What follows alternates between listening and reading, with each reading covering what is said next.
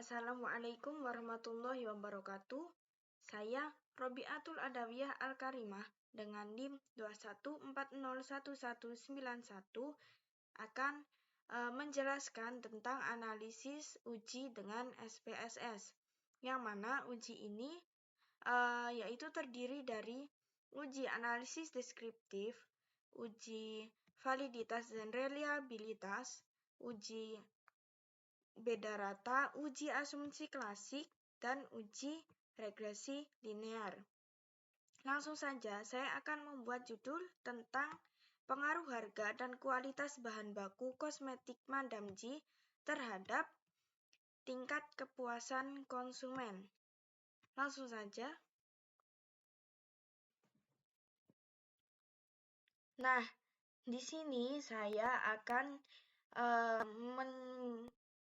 memberikan judul saya yaitu untuk uji SPSS nanti yaitu dengan judul pengaruh harga dan kualitas bahan baku kosmetik Madam G terhadap tingkat kepuasan konsumen.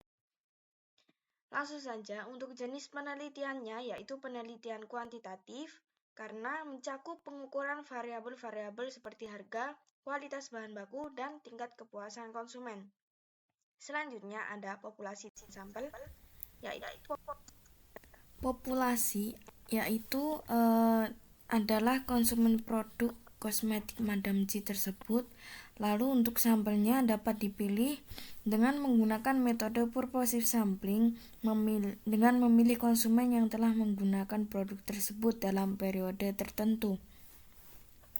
Selanjutnya ada metode sampling yaitu menggunakan metode purposive sampling yang dapat digunakan untuk memastikan bahwa sampel mencakup konsumen yang berpengalaman dengan produk Madam G, sehingga dapat memberikan wawasan yang lebih dalam. Lalu ada alasan penggunaan metode, yaitu penggunaan metode ini dengan memilih secara khusus konsumen yang menggunakan metode Madam G, maka penelitian dapat lebih fokus pada persepsi dan kepuasan konsumen terhadap merek tersebut. Lalu ada untuk instrumen penelitiannya, yaitu mencakup kuesioner instruktur dengan pertanyaan terkait harga, kualitas bahan baku, dan tingkat kepuasan konsumen terhadap produk Madam G. Di sini kita akan menganalisis deskriptif, yaitu sudah tertera, saya sudah ada data harga sebagai X1, bahan baku sebagai X2, lalu kepuasan konsumen sebagai Y. Sudah ada datanya, kita copy paste. Nah, nanti kita pindahkan ke aplikasi SPSS-nya. Kita masuk ke SPSS-nya. Ini sudah saya copy paste. Hasilnya seperti ini. Kita ke variabel view. Untuk harga, untuk nama kita tulis harga, bahan baku, dan KP. Ini saya singkat. Untuk label sama. Lalu untuk bagian measure, untuk skala ini harga ini measure-nya skala, lalu bahan baku measure-nya ordinal, dan kepuasan konsumen measure-nya skala. Kita langsung ke analyze. Kita pilih deskriptif statistik karena kita akan menganalisis deskriptif. Lalu klik deskriptif. Akan muncul seperti ini. Yang tadi awalnya berada di kiri, saya ubah lagi biar jelas. Nah, seperti ini. Lalu kita pindah ke kiri. Ke kanan, kita pindah ke kanan. Maaf, salah. Sudah seperti ini, kita klik OK. Nah, seperti ini datanya. Tadi saya sudah sempat menganalisis dan hasilnya ini ya, sama ya. Ini cuma satu datanya. Nah, sudah saya interpretasikan di file Word ini.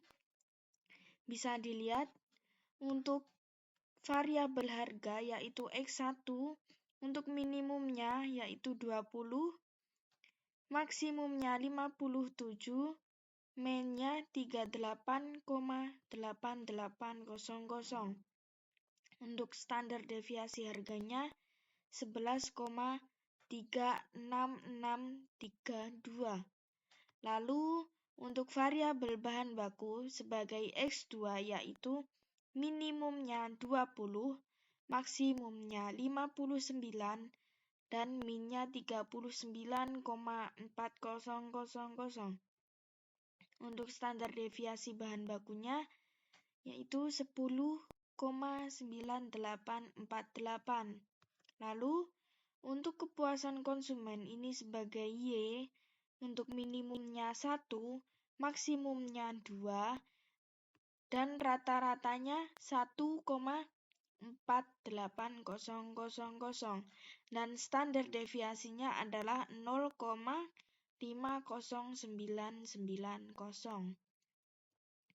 Seperti itu, analisis deskriptif ini bertujuan untuk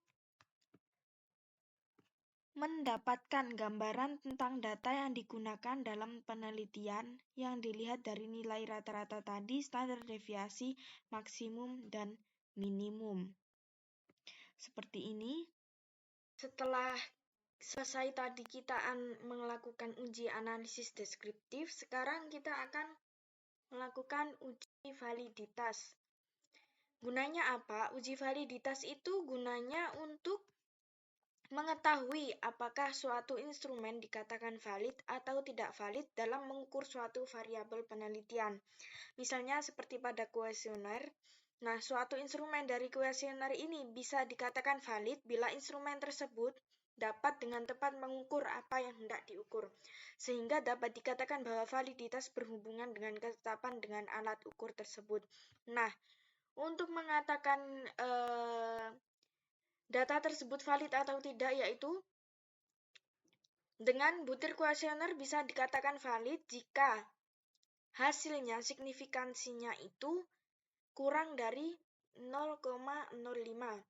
Begitu pula sebaliknya, jika hasilnya di atas 0,05, maka dapat dikatakan butir kuesioner tersebut tidak valid. Langsung saja kita ke aplikasi, ke Excel-nya yang pertama. Ini dengan 5 pertanyaan, yaitu ada 20 responden.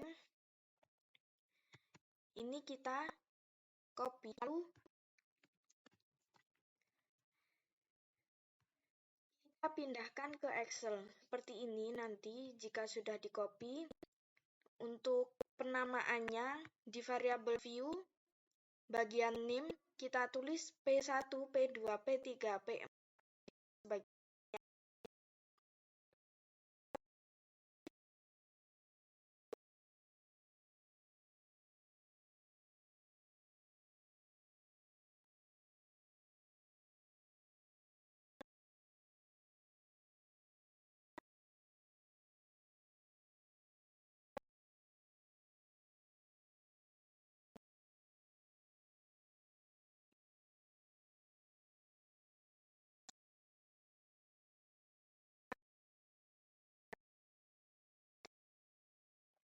kita klik analyze, correlate, lalu bivariate. Nah, di sini sudah muncul. Ini awalnya berada di kursor kiri. Nah, berada di sini. Ini awalnya berada di sini. Kita pindahkan ke variabel ke kanan. Lalu klik OK. Nah, muncul hasil seperti ini. Bisa dilihat, tadi kan sudah dijelaskan jika butir kuesioner dikatakan valid jika kurang dari 0,5. Bisa kita lihat di bagian sini, total, bagian seek-to-tail-nya. Ini di sini ada tulisan correlation is significant at the 0,01.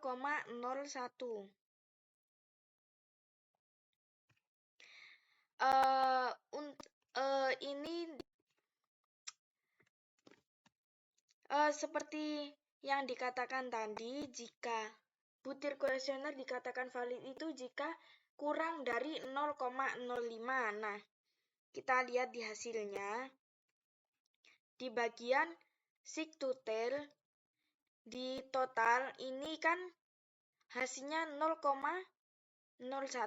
Nah, artinya kan ini di bawah 0,05. Maka data ini dapat dikatakan valid. Selanjutnya, kita akan melakukan uji reliabilitas. Nah, caranya sangat gampang. Kita tetap menggunakan data yang tadi, data untuk validitas tadi. Langsung saja kita ke Analyze. Kita pilih Scale. Lalu pilih Reliability Analyze. Saya ulangi lagi. Pilih Scale, lalu pilih Reliability Analyze. Seperti ini. Semuanya kita pindahkan, untuk butir pertanyaannya saja kita pindahkan ke Items. Totalnya tidak usah, karena yang dibutuhkan hanya butir pertanyaannya saja. Sudah terpindahkan semua, lalu kita klik statistik, kita klik correlation, covariance, dan scale if item deletes. Ini kita centang, lainnya tidak usah. Lalu kita continue. Setelah itu klik OK. Nah, hasilnya seperti ini. Pada dasarnya, untuk mengetahui data reliable itu hanya ini saja. Kan sudah valid, data semuanya ada, totalnya 20. Nah, untuk mengetahui apakah reliable itu valid atau tidak, kita lihat di ini, Cronquist alpha, yang mana butir kuesioner dapat dikatakan valid jika di bagian Cronquist alpha ini angkanya lebih besar dari 0,7. Nah, kita lihat Cronquist alpha di sini hasilnya adalah 0,727, yang mana merupakan 0,727 ini lebih besar dari 0,7. Maka data kuesioner ini, butir pertanyaan semua ini dapat dikatakan valid. Gunanya reliable itu kan untuk memastikan apakah kuesioner tersebut benar-benar valid atau tidak. Nah, seperti itu. Ini hasilnya bisa kita lihat. Seperti ini. Selanjutnya saya akan menguji uji beda rata. Ini saya sudah mempunyai datanya seperti ini yang sudah saya copy dari Excel.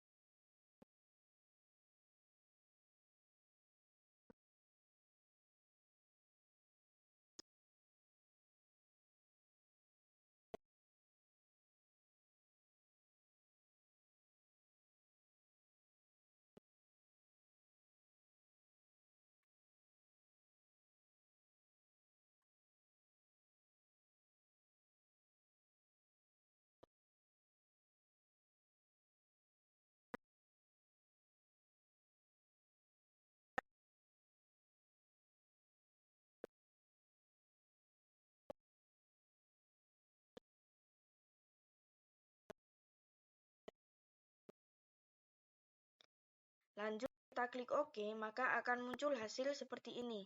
Nah, kita lihat di bagian ANOVA, yaitu 0,03, yang mana 0,03 ini kurang dari 0,05.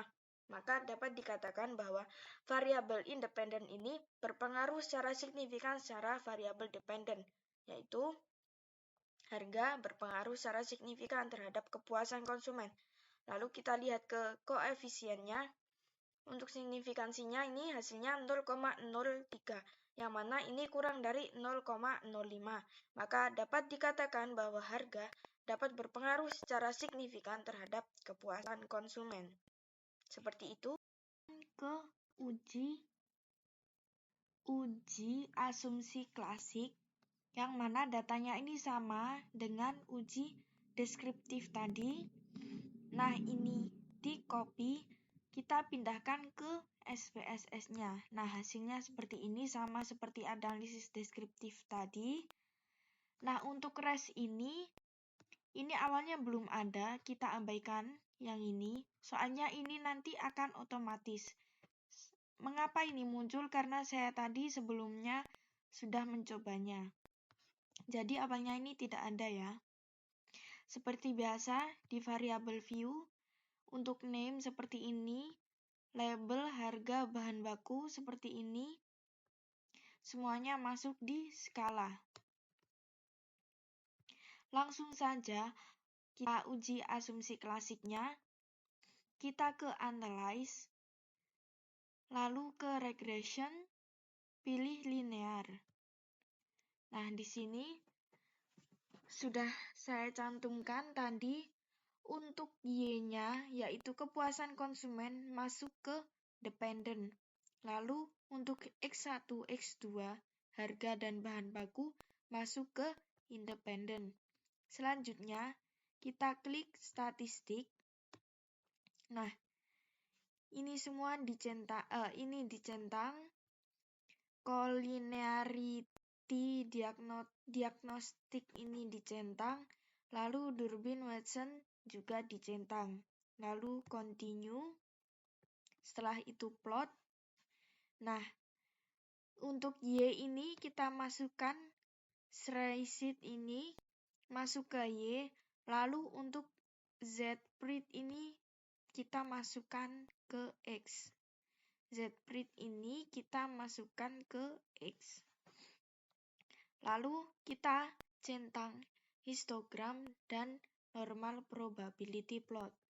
Lalu continue. Selanjutnya save. Kita centang unstandardized, yang mana kita centang unstandardized ini, maka nanti akan muncul rise yang di sini tadi akan otomatis muncul di sini, yaitu unstandardized ini. Kita continue saja, lalu kita OK. Nah, datanya seperti ini. Setelah OK tadi akan muncul hasil datanya seperti ini.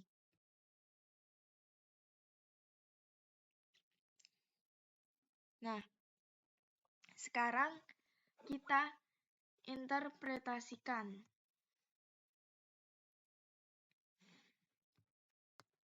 Yaitu untuk uji normalitasnya, yaitu dengan melihat nilai signifikansi. Jika nilai signifikansi kurang dari 0,05, maka data dianggap tidak berdistribusi normal. Sedangkan jika nilai signifikansi lebih besar dari 0,05, maka data dianggap berdistribusi normal. Kita lihat. Nah, di sini di bagian ANOVA, bagian signifikansi ini yang mana hasilnya adalah 0,973, yang mana hasil ini lebih besar dari 0,05, maka dapat dikatakan data berdistribusi normal. Selanjutnya, kita lihat di autokorelasi. Nah, autokorelasi ini kita lihat di Durbin-Watson. Di sini, yang mana hasilnya adalah 2,211. Nah, untuk mengetahui apakah ini normal atau tidak, yaitu dengan membandingkannya, Durbin-Watson ini hasilnya bisa dikatakan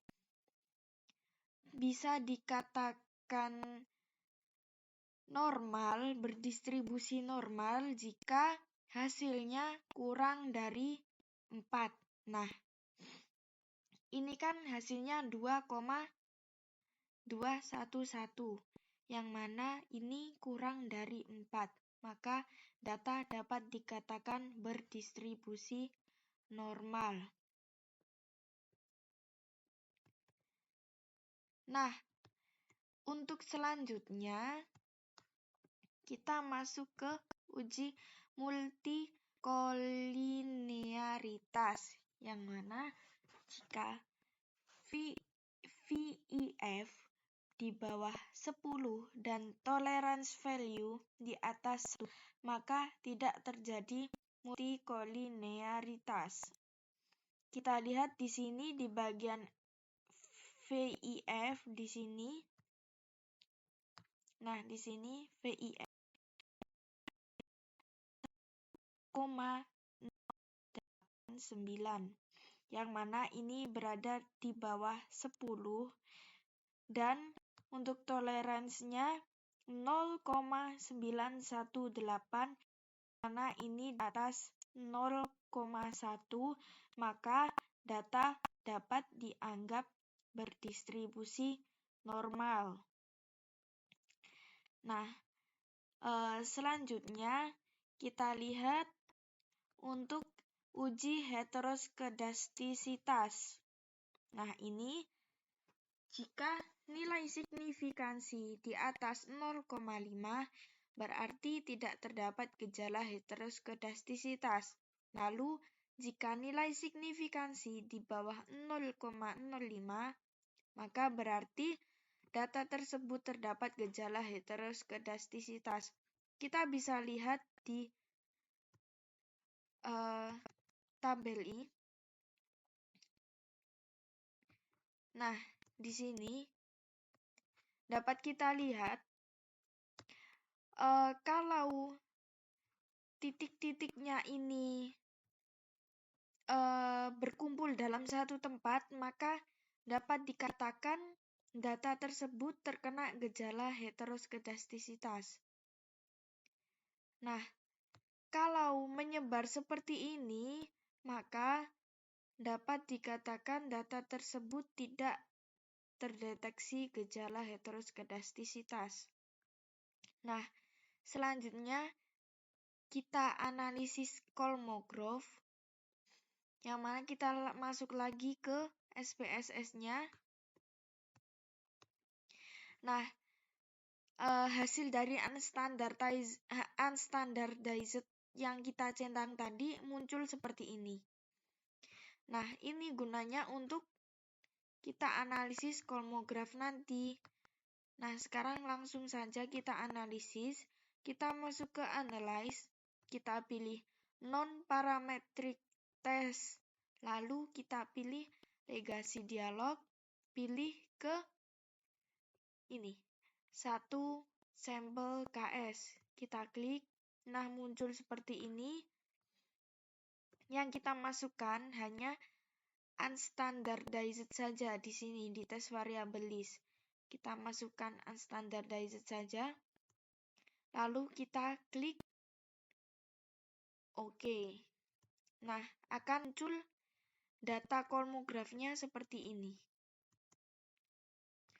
Nah, di sini one sample Kolmogorov Smirnov test. Nah, di sini dapat kita lihat akan kita interpretasikan Kolmogorov di sini Nah, yang mana jika lebih dari 0,05 artinya data berdistribusi normal. Kita lihat di sini hasilnya adalah 0,509266509, yang mana hasil ini lebih dari 0,05, maka data dapat dikatakan berdistribusi normal. Selanjutnya, kita akan menganalisis uji regresi linear. Di sini sudah ada data yang jumlahnya 25. Langsung saja kita ke Analyze, lalu pilih Regression, klik Linear. Nah, di sini untuk dependent kita masukkan Y-nya, variabel Y-nya yaitu kepuasan konsumen. Lalu untuk independen itu X1 dan X2. Lalu selanjutnya kita klik OK. Nah, nanti akan muncul hasil seperti ini. Bisa kita lihat di ANOVA yang mana signifikansinya yaitu 0,973. Yang mana 0,973 ini lebih dari 0,05. Maka dapat diartikan bahwa variabel independen itu tidak berpengaruh secara signifikan terhadap variabel dependen. Selanjutnya, kita lihat di koefisien. Untuk signifikansinya yaitu 0,010, yang mana ini lebih besar dari 0,05, yang dapat diartikan bahwa variabel independen ini tidak berpengaruh secara signifikan terhadap variabel dependen. Sekian dari saya. Wassalamualaikum warahmatullahi wabarakatuh.